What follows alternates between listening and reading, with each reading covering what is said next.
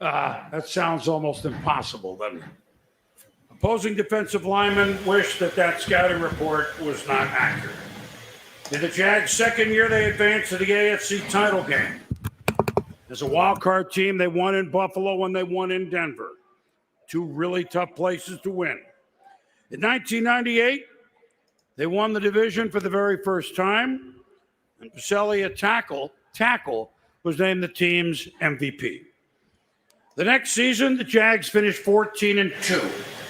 For 5 straight seasons, what's going on, guys? Was selected to the Pro Bowl. Can you guys hear? Can you guys hear me in the audio?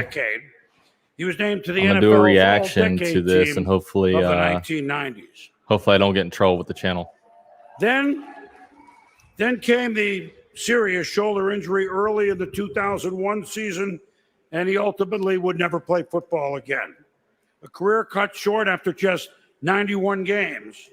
All of them played with strength, with power. All right, guys. First ever Jaguar to get inducted into the Hall of Fame. Every Sunday, we're here. Possible at tackle to play the perfect game.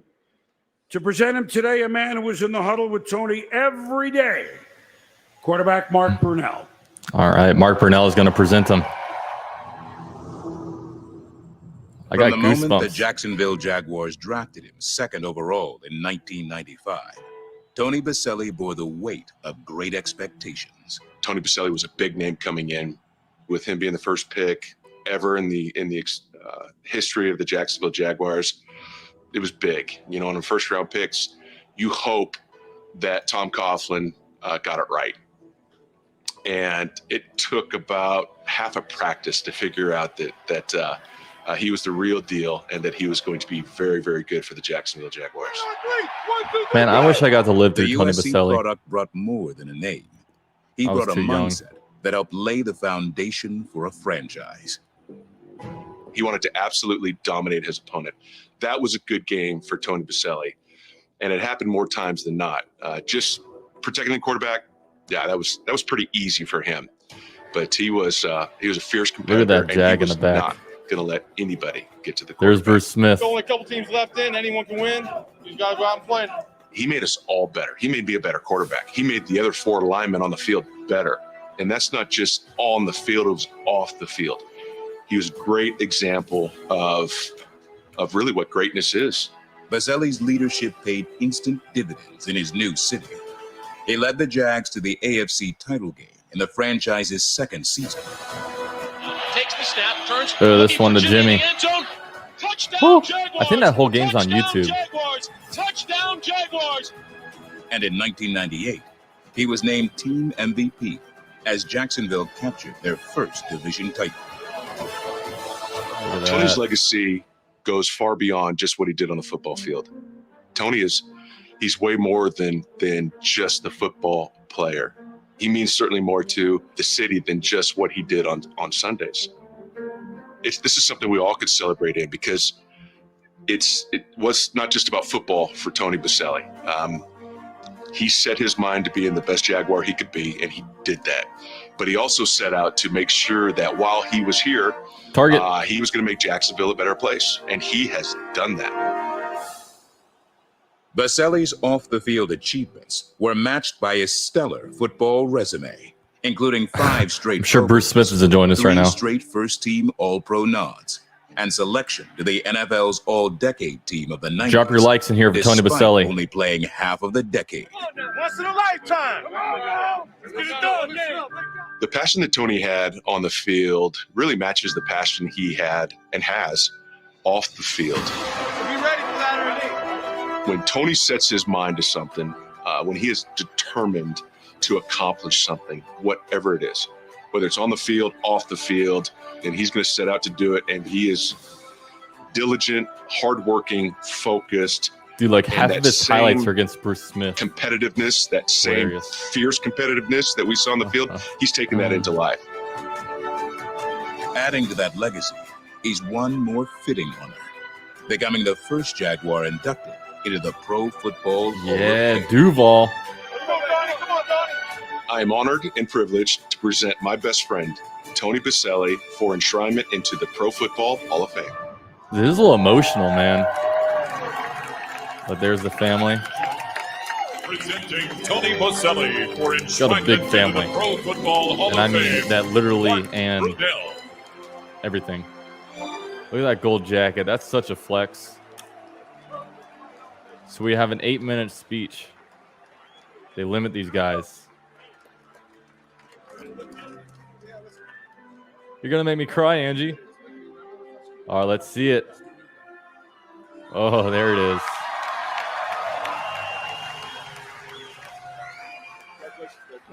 I hope he does too. Either beginning or end. Well, this is amazing. Thank you, Mark. What a great friend. I can't imagine being in better company as a member of the class of 2022. I'm getting Offense, goosebumps. defense, coaching, and even officiating. My class has it all. To the families of Cliff Branch and Sam Mills, to Art McNally, who's at home, Richard Seymour, Bryant Young, Jacksonville's own, my Duval brother, Leroy Butler. I'm honored to call you guys family. He got all that top to There's top of nothing the more dome. There's nothing more powerful. I'd be reading the names. The support and love of my family in all its forms throughout my 50 years is why I'm here today. As the first Jacksonville Jaguar. Let's to be go. welcomed as a member of the Pro Football Hall of Fame. It's a profound honor, and I thank the Hall for the privilege, and I thank you for allowing me to be your teammates.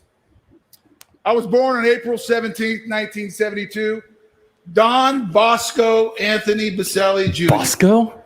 The first child born to Big Tony. That makes me Little Tony. My dad was about 6 foot tall. And Candy Boselli. From there, our family would grow and evolve. I'd become big brother to Jennifer, Michael. I know you're watching, brother. Liz and Lauren.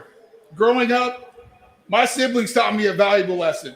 It wasn't all about me. Yeah, that's a good speech. Our childhood was joyous. I'd be in Despite shambles. our parents divorcing before we were teens. But as far as mom and dad were concerned, divorce was never meant to divide. Both would find new and beautiful people in their lives. My dad would marry Carla, and my mom would marry Fred, resulting in an extended and harmonious family that at all times included my Uncle Bud and Aunt Betty. My Uncle Bud was my dad's older brother by 22 years, which is why I really saw Bud and Betty more as grandparents. And they did grandparent things. I wish my Uncle Bud were alive so I could hug him and give him thanks for the role he served in my life. Without the influence of family during my early years, Is he getting my emotional? life in football isn't happening. No way am I standing in front of you at this moment. But as a kid, when you're showered with love by everyone around you, anything was possible. So I set the bar high, real high. Same. Maybe too high. I'd be I in wanted to shambles. be a quarterback in the NFL. Growing up in Colorado, I dreamed of playing for the Denver Broncos at Old Mile High Stadium. Boo. And then he went and beat Really, them my in first Mile goal High. was to suit up for Sam Pagano at Fairview High School, where my cousins, who were my role models, played. I thought that was Pete Prisco Problem was, the first. first thing Coach Pagano did my sophomore year, literally in stretch, before we practiced, he ended my dreams of being a quarterback. I was destined to be an offensive lineman, but not before a short stint as a tight end on the sophomore team and water boy for the varsity. And I was a damn good water boy. Coach Pagano would shift me to the offensive line for my junior and senior seasons, quarterback to tight end, the short stint at water boy to the offensive line. Not the most glamorous path, but all credit to you, Coach. It was the right path. It was the path to the University of Southern California, where my football career would take flight. I'm just so Spot on. glad Tony's still so involved with the Where Jaguars. my life would take shape. My first offensive line coach there was John Matsko. He would teach me how to pass block. He was tough-minded. He demanded a level of play, but he also taught me something else. He instilled in me the honor of playing offensive line at USC in the mold of Hall of Famers Ron Yeri, Ron Mix, Anthony Munoz, and Bruce Matthews. I was honored to call you guys fellow Trojans, and I'm humbled now to call you guys teammates on the greatest offensive line on the greatest team ever assembled. Hey. John Robinson will become my head coach for my final 2 seasons at USC. And he brought with him Mike Berry as the offensive line coach. Coach Robinson and Coach Dang, Berry his would head do coach is something still alive. that That's I'm forever love. grateful for. They coached me hard. Is Coughlin here? I mean, really hard, like miserably hard. They pulled something out of me that I had no idea even existed. It was tough. It was miserable at times. But you know what? Like all the people that God has put in my life, I would not have become the player or the man I am without them. I'm surprised Coughlin's not in the Hall of Fame yet. Indeed, taken flight. 2 Super at Bowls? USC. Much more important, however, my life would take shape. Thanks to meeting Angie Ayler, my wife, best friend, counselor, supporter, and the world's greatest mom for 27 plus years. Oh, here comes the family. I want to thank Angie's parents, Ed and Nancy, and her siblings, Steve, Amy, and Jeff. For all Dude, your I would support be and for not messing her up. I'm such an emotional guy. Angie, you've been central in my life, in the journey I've taken as a football player, as a husband, and as a father. You've been with me since the beginning. Encouraged me to take and to follow the right path. I have like And to tears keep in me my on eyes the right right now. path, she actually married me. Angie was at my side when the expansion Jacksonville Jaguars selected me 2nd overall in the 1995 NFL Draft.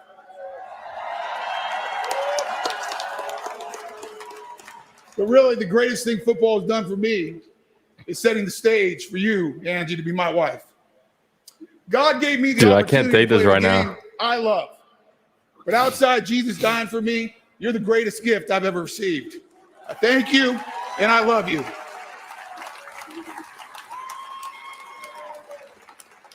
To my kids, y'all Angie and I are blessed, incredibly, to call Jacksonville our home. Yes. It's where four of our 5 children were born, and every one of them's been raised. It's a beautiful city where the Bosellis have made lifelong friends. Several of you here today. EM, I'm glad you made it. I'm indebted to our first owners, Wayne and Dolores Weaver. Thank you for bringing the NFL to Jacksonville. Yes. And making me a Jaguar. I love it. Stand up for And dude I'm ball. grateful for our current owners, Shad and Ann Kahn, Tony Kahn. There's Shauna Mark Kahn, Lamping, too. And team president, Mark Lamping. You have treated us as though we've been a part of your lives forever, just like family. And there's nothing more precious than family. To my Jaguars family, it all starts with Tom Coughlin, who, by the way, belongs on this stage really soon because there's not too many better coaches than him. Hey, you stole my thunder. There he is. There's Tom. Tom, you were a pain to play for at times, though. You were hard. You had high standards, a bunch of silly rules I never agreed with. You were difficult to play for, but you know what? I always respected you, and you made us winners. And I'm more grateful for you, Coach, with every passing year. And Tom, you and your family will always mean the world to Angie and I. Thank you, Coach. Dude, see, Jags need a coach that has that kind of impact Mike on Major people. was my first offensive line coach. Hopefully He's Doug not can here be with that us guy. any longer. But boy, he was great. And he took a kid out of USC who thought he was pretty good and pushed him to be even better. I wish you were here to celebrate with me, Coach. And I had amazing teammates. I was so fortunate to play with so many great Jaguars, like Fred Taylor, who made me look good all the time, Freddie T. and Jimmy Smith, who not too many people could cover. And I hope one day both of them will have a chance to be in Canton. Make the case, And I Tony. treasure the moments I shared with my brothers on the offensive line. Ben Talk to Coleman, him. who had my back at left guard. Leon Searcy set Leon. the standard on the right side. And one of my best friends, Jeff Novak, who, by the way, is the only guy I ever backed up in the NFL. But most of the time he was busy making jokes and making me laugh. It's not an overstatement. To all my Jaguar teammates, coaches, and staff, Y'all think UCF you were Jaguar all gets a instrumental in my shout? path to Canton. Guys like Dan Edwards, Mike Perkins, Jerry Palmieri, Mike Ryan, Drew Hampton, Tucker Petrie, and so many more. You I were wonder all if Dan and essential to Jeff- my Dan personal Prosser, Jeff success Pickens. and emblematic of why our teams in Jacksonville reflected the very best values of our game. Your background, ethnicity, and beliefs and talents may differ, but when you report to work in the locker room, you're one. And in Jacksonville, our locker room and throughout our organization, we were one. Just a few minutes ago, a guy presented me And he defines the concept of family for me as well.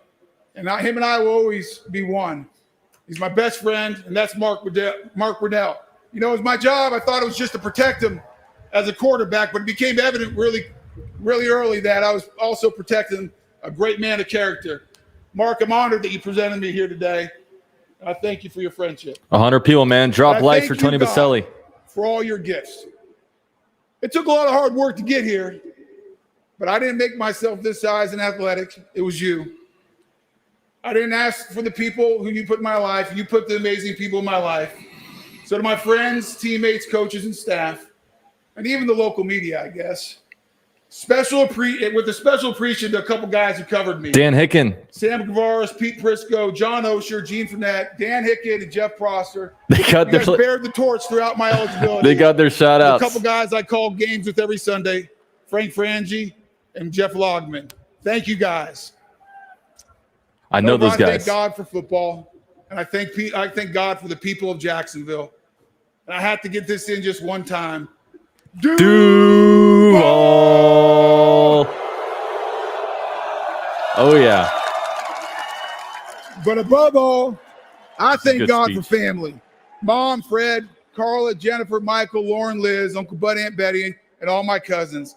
Angie, my 5 amazing kids. Andrew, Adam, Ashley, Lexi, Ansley. But there's actually one more I want to talk about. I was born Don Bosco Anthony Boselli Jr. Bosco? The best part of my name, though, is Junior. To my dad, Uh-oh. Tony Boselli, Sr., whose brave fight with cancer. He died like last year. On May 31st, 2021.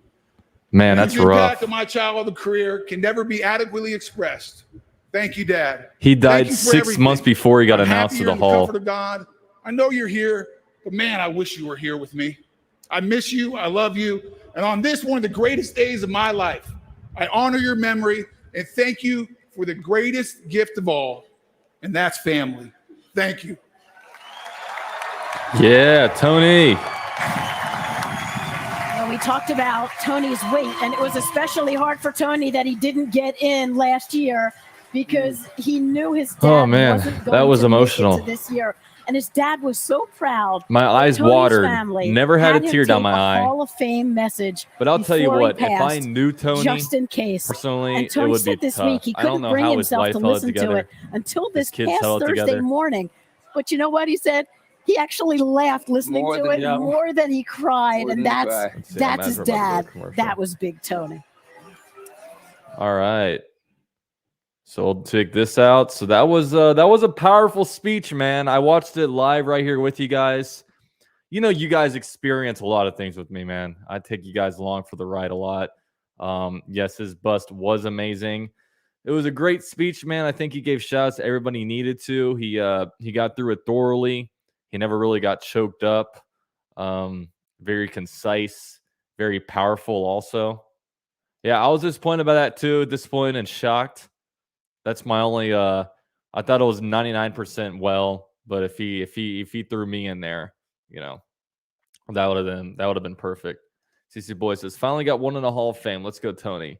Yeah, and I think there's a good chance Fred Taylor might be next. The way Fred Taylor is kind of exploding on the scene when it comes to his podcast, he's getting his name out there. His numbers will continue to be pushed.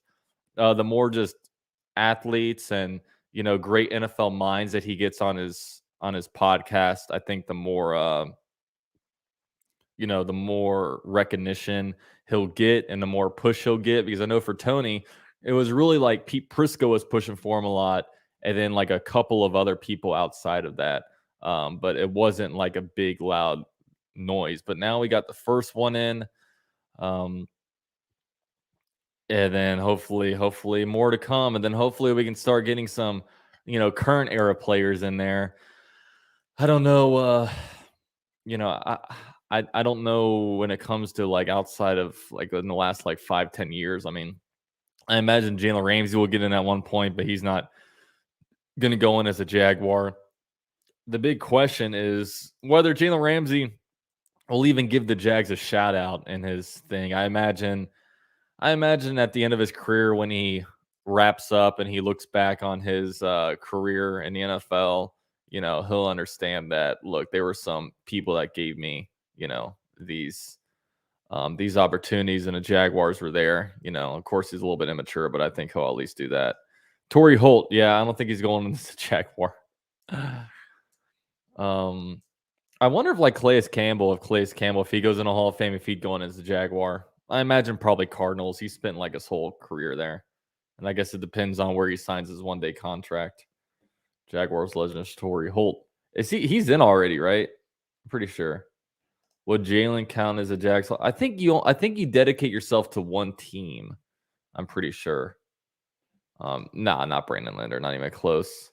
I wish, but what we all gotta hope for is that this man gets in. Hopefully, if Trevor Lawrence is a truth, and I'm hoping so, man, that'd be exciting. He has a lot of work to do, but you know, it'd be great. But all right, guys, I'm gonna keep this one short, 21 minutes, just because I do want it to have rewatchability. And when people see that something's 40 minutes long, they're probably not gonna click. But thank you guys for being here. I'm actually coming out with a video. I'm about to record it, but I'll probably release it tomorrow morning. So be on the lookout for that one. And thanks, guys, for watching. Congratulations, Tony Boselli. Drop a like for Tony if you guys can. I'm trying to pump out a lot of content for you guys, maybe like at least 5 videos a week. I'm just trying to be really, really active on here as I can, you know, before the season starts up. So stay tuned to the channel, and I'll catch you guys later. Go Jags.